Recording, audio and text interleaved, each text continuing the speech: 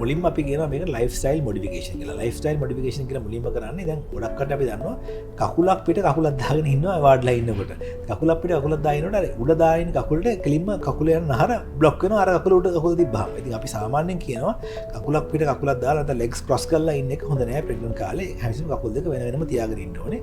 ඊට අමතරව මොන හරි හේතුවක් නිසා එයා ගොඩක් කල් වාඩි වෙලා ඉන්නවා නම් උදාහරණයක් වශයෙන් ඔෆිස් එකේ වැඩ කරන අම්ම කෙනෙක් ඉන්නවා නම් බැංකුවක වැඩ කරන අම්ම කෙනෙක් ඉන්නවා නම් එයාට එයාගේ රාජකාරී දින ගොඩක් කල් පුටේ වාඩිලා ඉන්න එක නම් අපි කියනවා පැයකට සැරයක් එළියට ගිහිල්ලා විනාඩි 10ක් විනාඩි 5ක් ඇවිදලා ඉන්න කියලා. ඒකම කකුලට කරන එක්සර්සයිස් එකේ පැතිනවා අර විලුඹ උස්සන පාත් කරන ව්‍යායාම ටික එකතන ඉඳන් උනත් කරන්න පුළුවන්.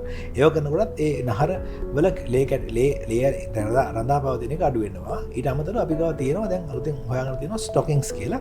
පිටින් අපි කොම්ප්‍රෙෂන් දැන් ප්‍රෙස් කරන්න පුළුවන් කකුලේ නහර ප්‍රෙස් කරන්න පුළුවන් ස්ටොකින්ග් එකක් තියෙනවා. ඒක දිගටම කකුල දෙක දැම්මම අර ඉදිමිලා එලිපිලාපු නහර වල ප්‍රෙෂර් එක අඩු වෙලා ඒ වෙරිකෝස් තත්ත්වය මග අරව ගන්න පුළුවන්. Thank you.